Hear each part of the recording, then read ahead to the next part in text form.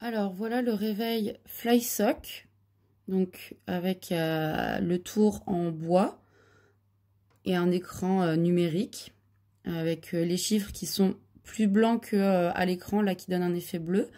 Vous allez voir là dans 1 minute le réveil va sonner pour vous donner une idée de la manière dont il sonne. Donc en fait voilà. Donc en fait il commence très légèrement et progressivement augmente.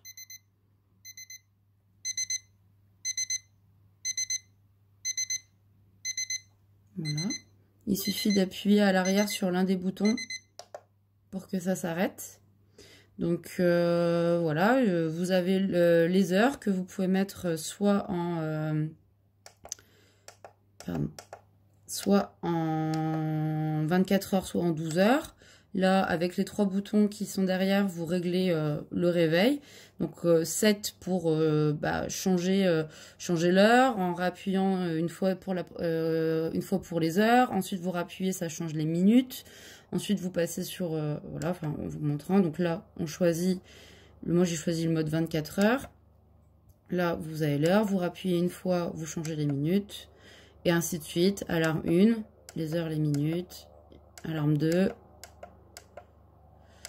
Et alarme 3, voilà. En appuyant sur les autres boutons, donc pas 7, mais sur up ou down, donc monter ou descendre, vous allez ici pouvoir choisir de mettre le rétro-éclairage. Donc en fait, une fois que... il faut attendre un petit peu, et ça va vous permettre d'avoir la lumière qui s'éteint. Donc comme ça, vous n'avez pas la lumière pendant la nuit. C'est sympa, il vous suffit de claquer des doigts ou de faire un bruit sec pour que le réveil se réactive. Hop, voilà, donc là je l'enlève. Ensuite, vous pouvez aussi choisir là de mettre la température, soit en Fahrenheit, soit en Celsius. Et juste au-dessus, vous avez donc l'humidité de votre pièce. Alors c'est assez changeant. Là, je suis juste à côté de ma fenêtre et de mon radiateur, donc il a un peu du mal à se remettre correctement, mais bon, vous pouvez voir que je suis assez proche avec mon petit thermomètre de maison.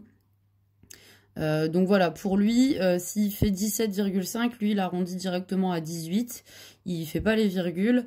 Et sur la température, enfin sur l'humidité dans la pièce, on est assez proche. Ça va, ça reste correct comme écart. Voilà, donc le réveil est très sympa, très facile à utiliser. Donc il se branche à l'arrière grâce à une prise voilà, qui lui est propre, qui est fournie avec. Donc là, je viens de le débrancher, mais grâce à la pile qui est là, mon réveil n'a pas perdu ses réglages. Voilà, là je l'enlève, hop, mon réveil est éteint. Mais si je le remets, grâce à la pile qui dure 2 ans, je peux garder mes réglages. Donc s'il y a une coupure de courant, vous n'avez pas à tout refaire à chaque fois. Voilà. Donc ici les 3 boutons. Voilà, c'est un réveil tout à fait classique, mais largement fonctionnel. Donc pour le prix, je le recommande.